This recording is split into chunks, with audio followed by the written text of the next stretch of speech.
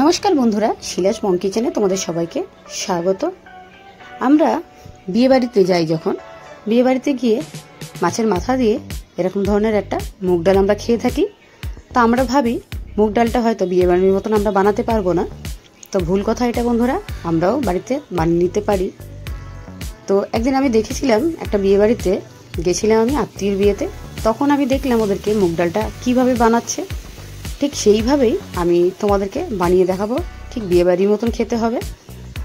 তো এখানে আমি নিয়ে নিয়েছি বন্ধুরা 250 মতন সোনা মুগ ডাল। তোমরা চাইলে প্লেন ডালটাও নিতে পারো। ভালো করে এটাকে আমি ভেজে নিচ্ছি লাল লাল করে, খুব বেশি ভাজবো না, মোটামুটি ভাজবো। দেখো আমার ডালটা ভাজা হয়ে গেছে। এবার আমি এর মধ্যে দিয়ে দিচ্ছি জলটা। আমরা যখনই বিয়ে বাড়িতে যাই তখন ভাবি কি ডালটার মধ্যে কী দেয় কে জানে, খুব সুস্বাদু হয় খেতে, হয়তো আমরা বানাতে পারবো না। না বন্ধুরা, আমরাও বাড়িতে বানিয়ে নিতে পারি। তাই আজকে আমি তোমাদের সাথে বিয়েবাড়ির স্টাইলে মুগ ডাল রেসিপিটা তোমাদের সাথে শেয়ার করছি। আহামরি কিছু দেয় না, খুব সিম্পলভাবেই এটাকে বানায়। তো দেখো ডালটা আমি কড়াইতে সেদ্ধ করার জন্য বসিয়ে দিয়েছি। উপর থেকে যে ফেনাগুলো এসেছিলো সেগুলো আমি ফেলে দিচ্ছি। তোমরা অবশ্যই ডালটাকে কড়াইতে সেদ্ধ করার চেষ্টা করবে, প্রেসার কুকারে দেবে না। প্রেসার কুকারে দিলে কি হবে, ডালটা সেই বিয়েবাড়ির মতন স্বাদটা হবে না। তাই আমি কড়াইটার মধ্যে সেদ্ধ করে নিয়েছি। খুব বেশি সময় লাগে না, 10 মিনিটের মধ্যে ডালটা সেদ্ধ হয়ে যায়। তো দেখো আমার ডাল সেদ্ধ হয়ে গেছে। এবার আমি হাতার সাহায্যে ডালটাকে একটু ঘুটে দিচ্ছি।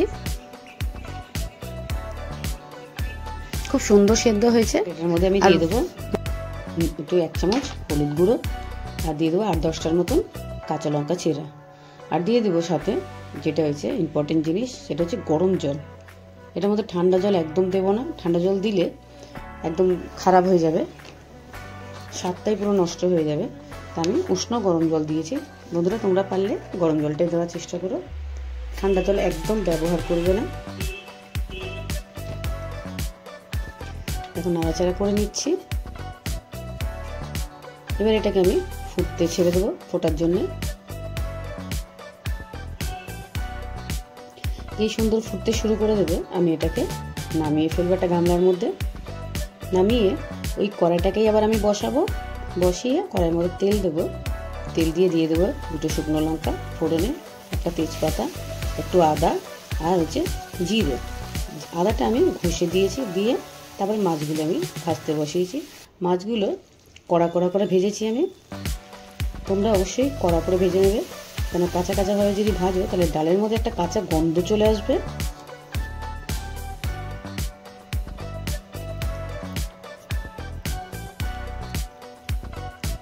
আবার এটাকে 5 মিনিটের জন্য আমি রেখে দেবো একদম হাইতে। এবার আমি 1 চামচ গরম মশলার গুঁড়ো দিয়েছি, আর 1 চামচ জিরের গুঁড়ো দেবো। আর কিচ্ছু দেবো না বন্ধুরা।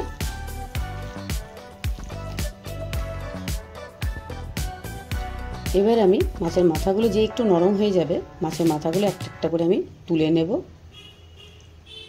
দিয়ে দিচ্ছি একটু চিনি, যেন স্বাদটা ব্যালেন্স হয়। এবার আমি মাছের মাথাগুলো একটা করে তুলে নিচ্ছি। তোমরা ভাবছো মাছের মাথাটা কেন তুলে নিচ্ছে, মাছের মাথা দিয়ে যখন ডালটা করছে তো মাছের মাথাটা কেন তুলে নিচ্ছে।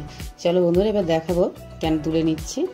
মাছের মাথাটা আমি শিলনোড়া দিয়ে একটুখানি ভেঙে দেবো বলে মাছের মাথাগুলো তুলেছি। এইভাবে ভেঙে নিতে হবে মাছের মাথাগুলো। দিয়ে দিলাম।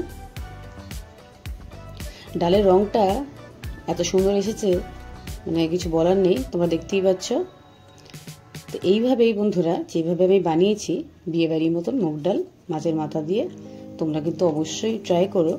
ট্রাই করে আমাকে জানিও কমেন্ট করে যে আমার বিয়েবাড়ির মতন ডালটা হয়েছে কি না, আর কেমন লেগেছে অবশ্যই জানাবে। এবার আমি এটাকে সেই গামলাটার মধ্যেই আমি ঢেলে নেবো। এর আগেও আমি গামলাটার মধ্যে ডালটা ঢেলেছিলাম। আমার রেসিপি কেমন লেগেছে অবশ্যই কমেন্ট করে জানাবে। আমার সাথে থাকবে, আমার পাশে থাকবে। নতুন নতুন রেসিপি নিয়ে আবার তোমাদের সাথে দেখা হবে বন্ধুরা। যারা ফেসবুকে দেখছো তারা ফলো করে দিও, যারা ইউটিউবে দেখছো তারা অবশ্যই সাবস্ক্রাইবটা করে দিও।